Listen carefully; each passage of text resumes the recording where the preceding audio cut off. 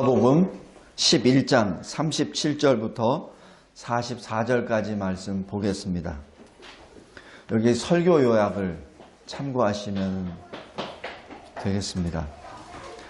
여기서 영적인 외식, 위선 이렇게 표현을 하였습니다. 이것은 하나님으로부터 멀어져가는 것입니다. 사실 하나님을 아예 그냥 대적하거나 하나님을 없다라고 하는 사람들한테는 해당되는 거 아닙니다. 소위 하나님을 믿는다고 하는 사람들, 그리고 하나님께 충성을 다한다고 하는 사람들에게 일어나는 적신호입니다. 매우 위험합니다. 지금 예수님이 이적도 행하고 설교를 행하시는데 지금 많은 무리들이 계속해서 다른 표적을 원하십니다. 사실 예수님이 더 이상 무슨 표적을 더 해야 된단 말입니까? 그런데도 사람은 계속 표적을 요구하죠. 이유, 불신 때문에 그렇습니다. 안 믿으니까. 그래서 예수님이 하신 말씀, 요나의 표적밖에 너희들에게 줄 표적이 없다. 요나의 표적은 너희들이 다 잘 알고 있지 않느냐. 요나서에 나와 있는 것처럼 큰 물고기에 요나가 들어가서 3일 동안 사실 죽은 겁니다.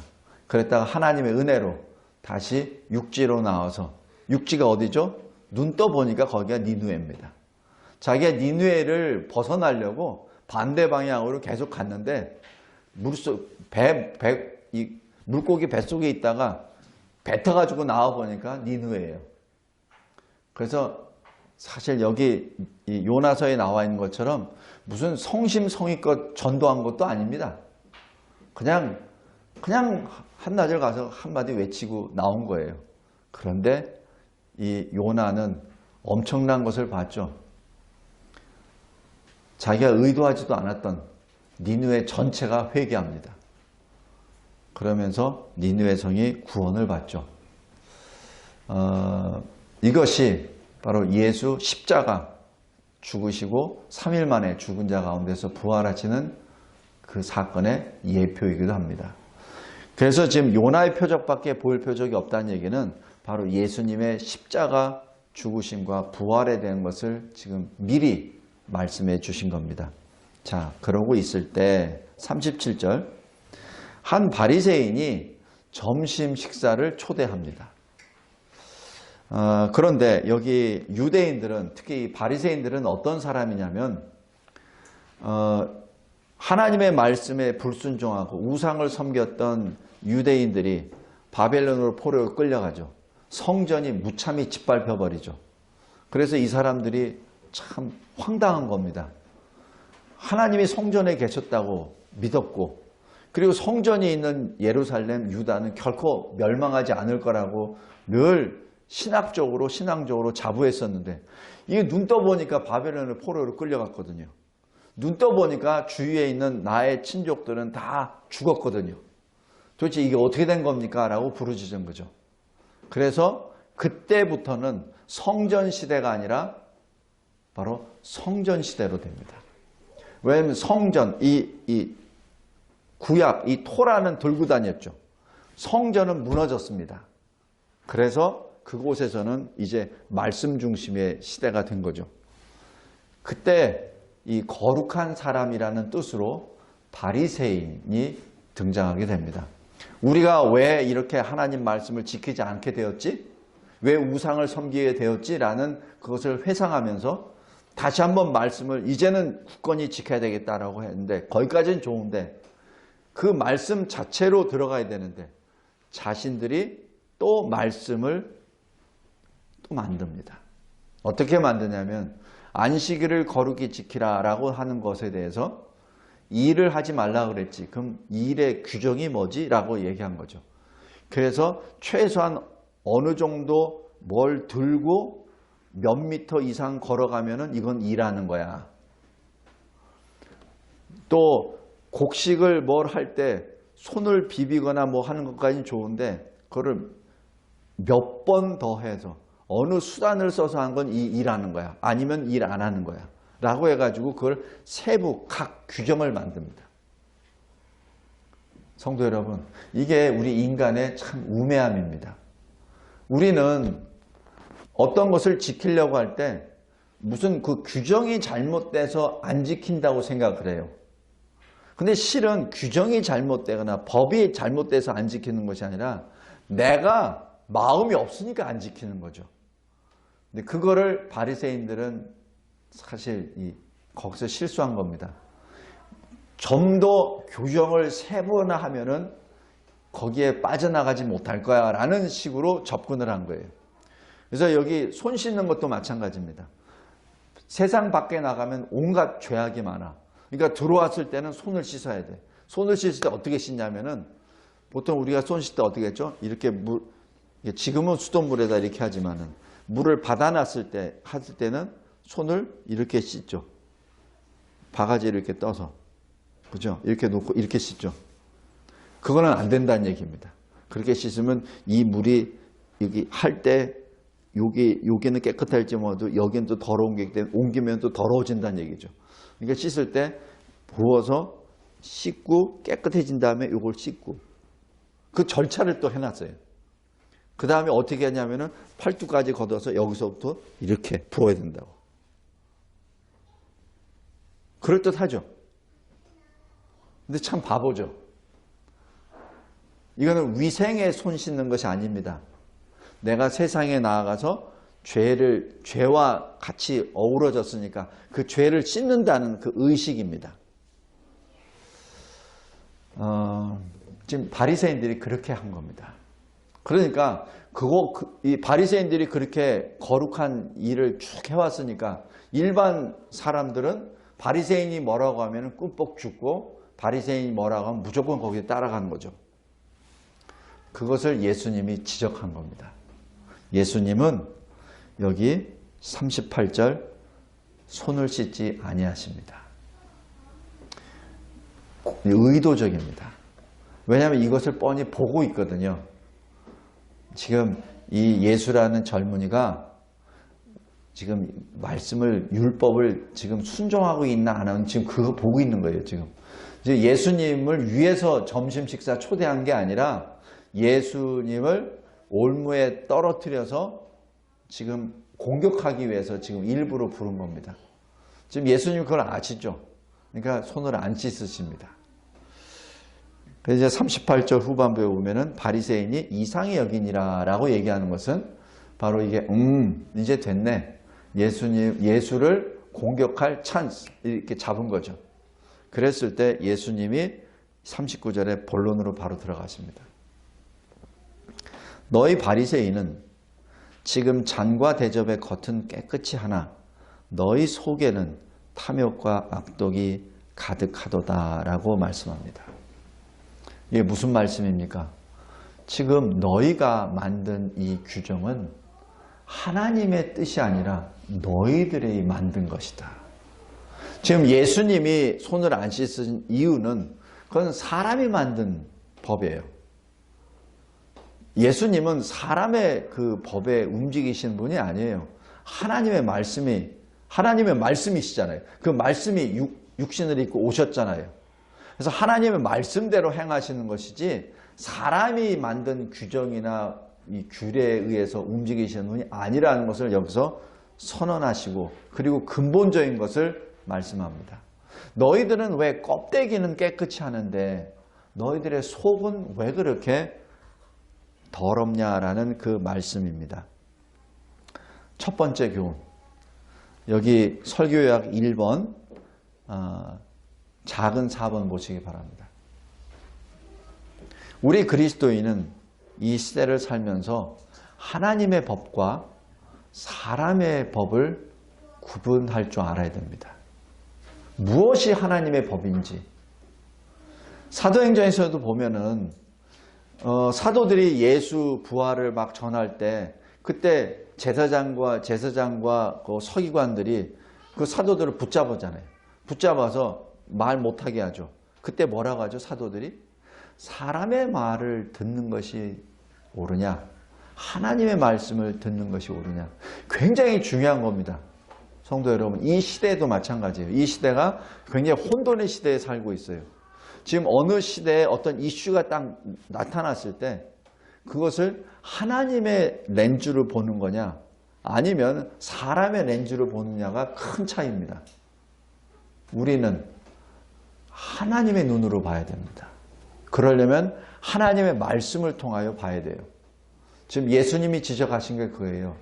너희들은 왜 인간이 만든 규례에 얽매여 있느냐는 얘기예요. 인간이 만든 그 규례는 마음이 아니라 바로 너희들의 껍데기에 관한 것인데 지금 하나님이 보시는 것은 너희들의 껍데기가 아니라 너희들의 중심을 보고 계시는데 왜 중심은 배제하고 자꾸 껍데기 가지고 얘기하냐는 얘기예요. 여기 컵이 있습니다. 제가 여기 목이 컬컬할 때 아니면 이게 목소리가 잘 안 나올 때 먹으려고 물을 남겼어요. 물을 넣었을 때는 물잔이에요.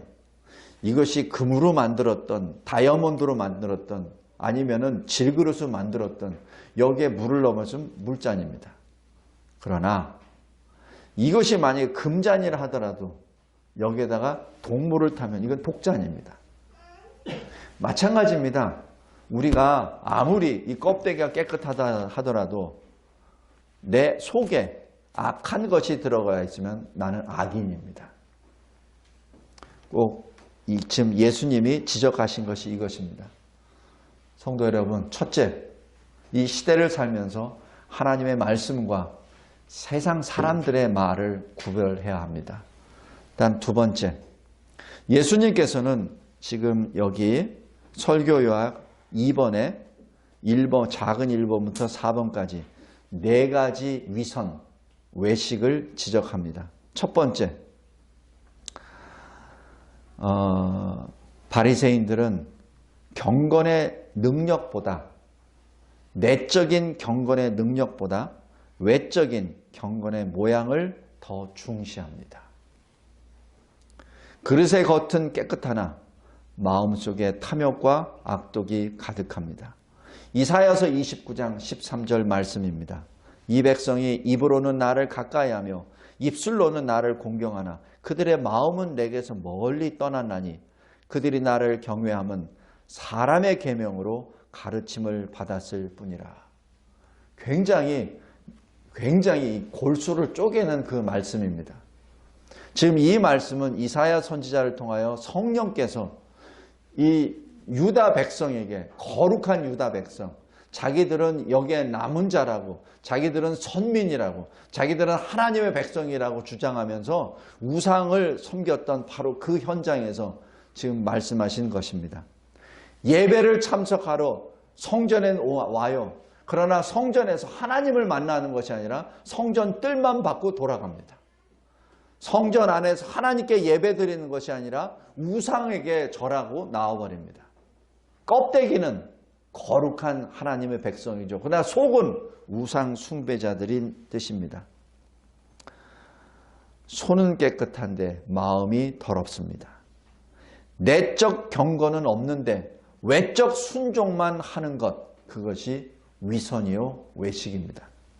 두 번째, 여기 42절입니다. 42절에 11조는 해요. 철저히 하죠. 그런데 하나님의 공의와 사랑은 무시해버립니다. 외적으로 드러나는 것, 그것은 잘합니다. 교회에서 하라는 것 철저히 다해요.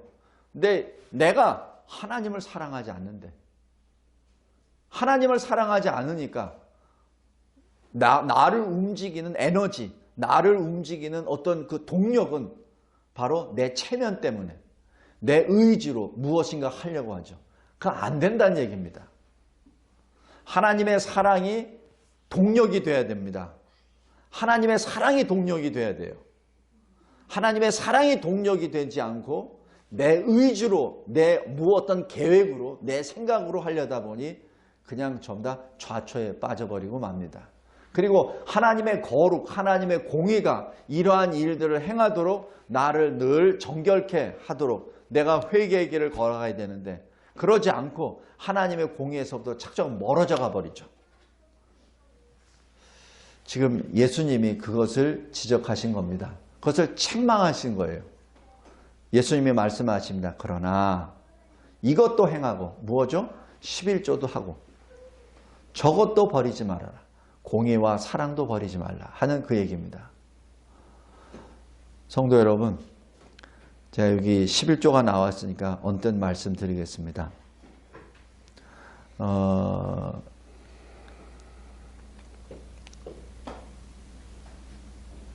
민수기 18장 한번 보겠습니다. 민수기 18장.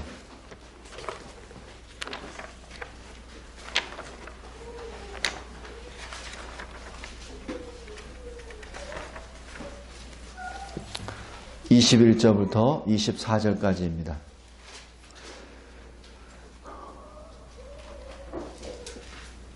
구약성경 226페이지입니다.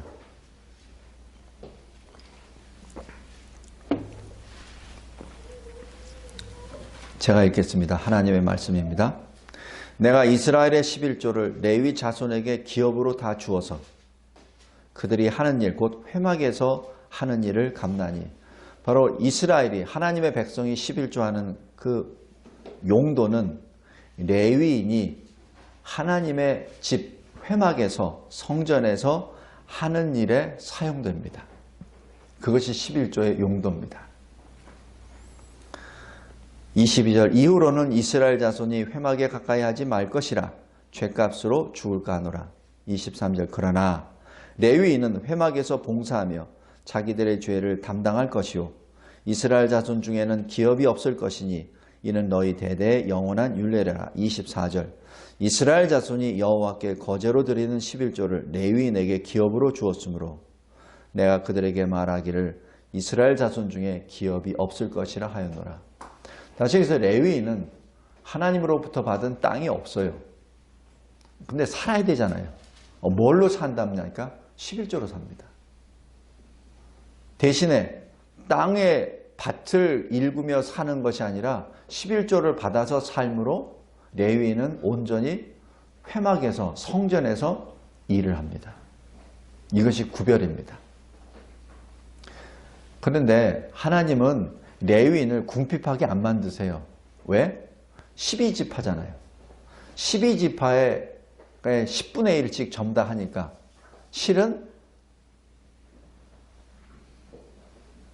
각 지파는 10분의 9를 가지고 삽니다.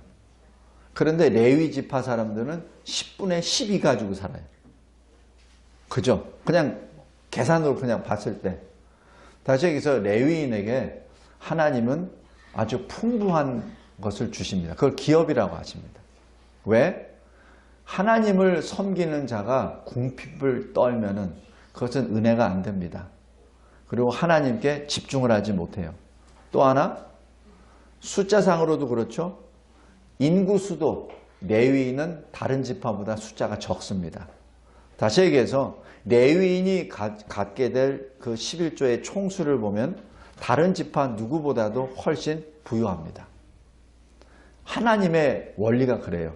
하나님은 하나님의 일을 하는 자들을 굶기지 않으세요. 부유하게 주십니다. 이것이 하나님의 기본 원리, 성경의 원리입니다. 그런데 이 세상에는 왜 이렇게 주의 종들이 배고파하고 불쌍하게 살죠? 그래서 왜 주의 종들이 조금 잘 사는 듯 하면은 성도들이 시험 드는 줄 알아요. 저 목사가 저렇게 큰 차도 타고 다니고 저렇게 좋은 집에서 산다고. 근데 목사가 왠지 이 빈티나게 살고 그러면 오히려 그거 보고 은혜롭다 그러잖아요. 이게 잘못된 겁니다. 하나님의 원리는 그러지 않아요. 하나님의 원리는 하나님의 일을 하는 사람에게 많이 부어주십니다. 문제는 이 세상의 우리들이 그 원리를 잘못 이용을 해서 많은 성도들이 있는 그런 교회 목사도 11조를 그냥 그거를 다 받아버리니까 너무 많잖아요. 그러니까 이게 이상하게 돼버린 거예요. 원래 11조는 성도의 평균입니다. 10의 1조를 받는다는 얘기는 목사 사례가 성도의 평균을 말합니다. 그거보다 높아가지도 않고 낮지도 않고. 그래서 교회 성도들이 부자면 목회자도 사례비가 많아집니다. 성도들이 가난하면 사례비도 내려갑니다. 왜냐하면 같은 공동체이기 때문에. 왜냐하면 목회자의 사례도 거기서 나오는 거니까. 그죠? 그 룰을 지키면 하등의 문제가 없어요. 근데 그 룰을 이상하게 해석을 하고 적용을 해버리기 때문에 아전인수격으로 해석하기 때문에 지금 일부 교회가 그렇게 손가락질 받게 되는 겁니다. 다시 말씀으로 돌아가겠습니다. 제가 왜 이 말씀을 드리냐면 간혹가다 어느 목사님이 설교를 해요. 11조는 하지 말아야 된다고. 그런 설교도 합니다. 그래서 참 답답해요. 만약에 목회자가 11조를 안 받고 그러면은 목회자는 어떻게 하죠? 뭘 먹고 살죠? 막말로? 그렇다면 자기가 뭔가를 해야 되잖아.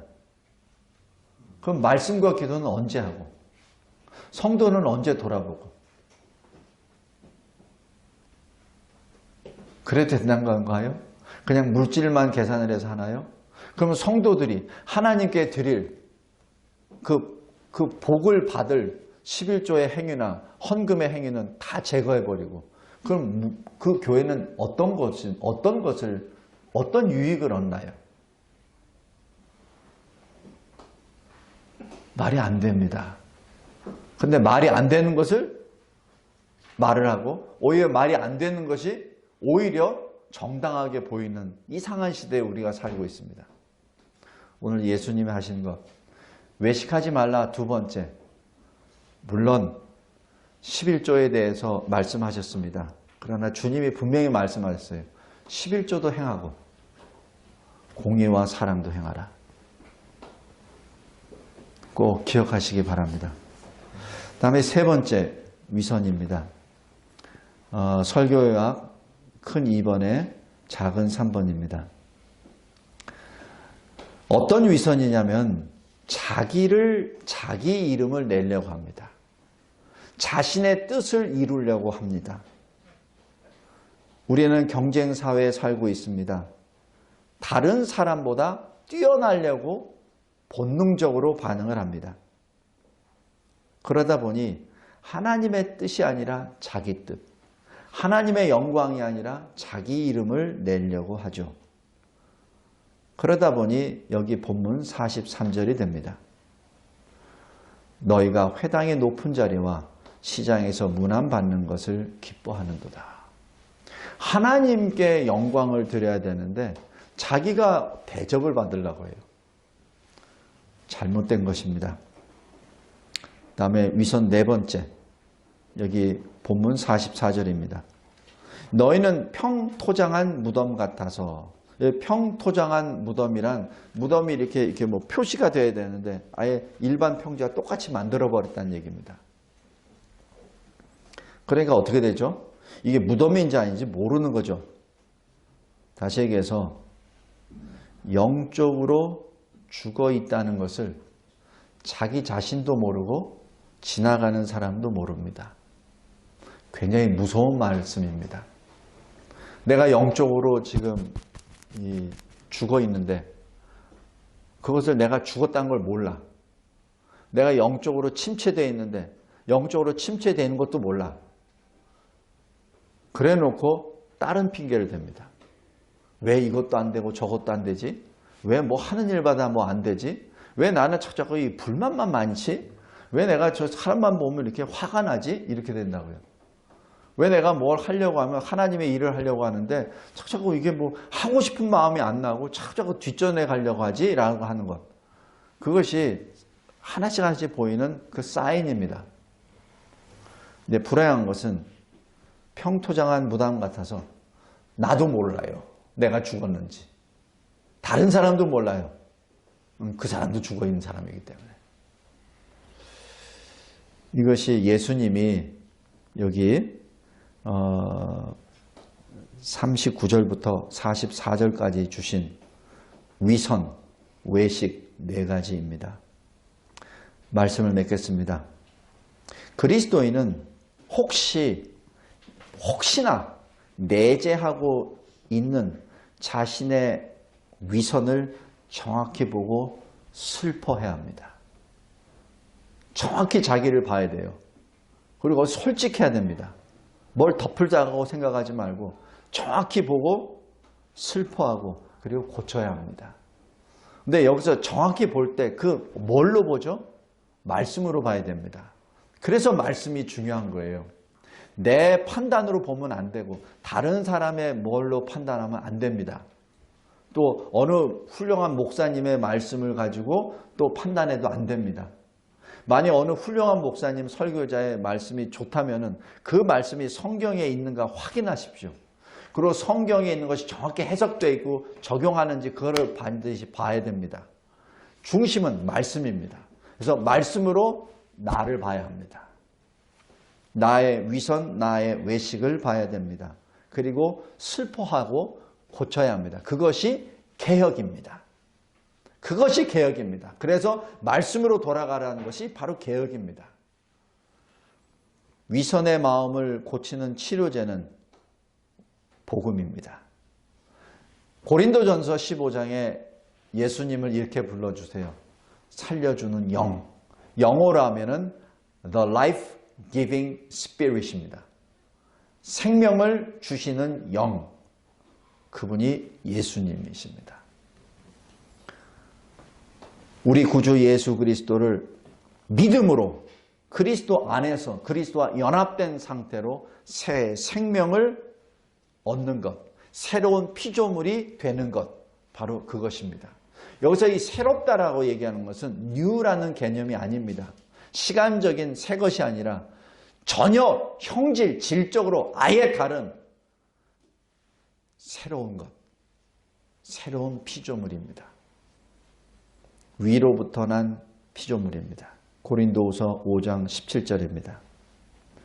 셋째로 두 마음이 아닙니다. 야고보서 1장 18절입니다.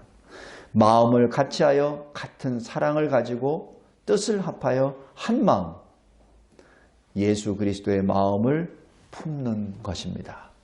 빌립보서 2장 2절 5절입니다. 우리 하나님이 레위기에서 말씀하시잖아요. 너희는 거룩하라. 왜? 내가 거룩하니. 다시 얘기해서 우리가 하나님의 사람입니까? 그러면 하나님의 사람이면 어떻게 하나님의 사람인 줄 알죠? 하나님과 동행해야죠. 그런데 거룩하신 하나님과 동행하려면 내가 하나님의 거룩을 닮아가야죠. 만약 그러지 않을 때는 하나님과 동행할 수 없죠. 그래서 하나님이 말씀하신 겁니다. 너희는 거룩하라. 내가 거룩하니라. 거룩의 뜻은 뭐라고 했죠? 다르다. 세상과 다르다. 또 다른 의미. 세상과 구별된다는 얘기입니다. 그래서 너희는 세상 속에 있지만 세상과 다르고 세상과 구별된 하나님의 사람, 바로 거룩한 하나님의 사람이 되어야 된다는 얘기죠. 왜? 하나님의 백성이기 때문에. 다섯째, 믿음으로 하나님을 기쁘시게 하라는 증거를 받고 히브리서 11장 5절입니다. 에녹과 같이 오직 믿음의 주요 온전하게 하시는 예수를 바라보며 히브리서 12장 2절입니다. 그리고 제가 이 말씀 히브리서 12장 1절 말씀이 저에게는 크게 와닿습니다. 모든 무거운 것과 얽매이기 쉬운 죄를 벗어버리고 소망의 인내로 나아가라. 성도 여러분, 우리가 걸어가야 될 길입니다. 지금 예수님은 바리새인들에게 자기를 함정에 빨아들이려고 했던 그 바리새인들에게 그들의 죄를 들춰내시고 회개할 수 있는 기회를 주신 겁니다. 우리에게도 마찬가지입니다. 오늘 이 누가복음 이 말씀을 통하여 바리새인이 그랬대. 참 마음이 참 강팍한 사람들이네 라고 손가락질하는 것이 아니라 바로 그 바리새인이 내가 아닌가를 확인해 보라는 얘기입니다. 내가 그 인물이 아닌가. 나는 껍데기로는 열심히 하나님의 사람으로 그리스도인으로 이 시대에 뭐가 되는 것처럼 하고 있는데 실은 내 마음속에 혹시 이런 게 있지는 않은가. 내가 하나님의 일을 한다면서 가식적으로 눈에 보이는 것은 잘하는데 실은 내 속에는 진정 하나님의 공의와 사랑은 살아있는 것인지 그것을 점검해 보라는 것입니다. 그래서 하나님의 말씀은 늘 우리에게 교훈을 주시고 그 교훈이 우리에게 책망이 되고 그 책망으로 우리를 고쳐주시고 우리의 그 죄성인 자꾸자꾸 옛사람으로 돌아가려는 것을 다시 고쳐주는 의로 가는 훈련에 하나님의 말씀이 최고죠. 그래서 그 말씀이 우리에게는 유일한 치료제입니다. 성도 여러분, 우리 각자에게 있는 모든 무거운 것 그리고 얽매이기 쉬운 죄를 벗어버리고 소망의 인내로 나아갑시다. 하나님 아버지 감사하고 감사합니다. 저희들에게 주신 이 말씀이 참으로 저희들에게는 아픕니다. 그러나 저희들에게는 생명입니다. 입으로는 꿀보다 더 답니다. 그러나 그 말씀이 나의 위 창자로 내려갈 때는 무척이나 씁니다. 이는 내가 그만큼 외식하는 자요 위선하는 자임을 나타내는 것입니다. 하나님, 다시 말씀으로 돌아가는 개혁의 삶, 그 삶이 우리의 삶이 되게 하옵소서. 예수 그리스도의 이름으로 기도드리옵나이다. 아멘.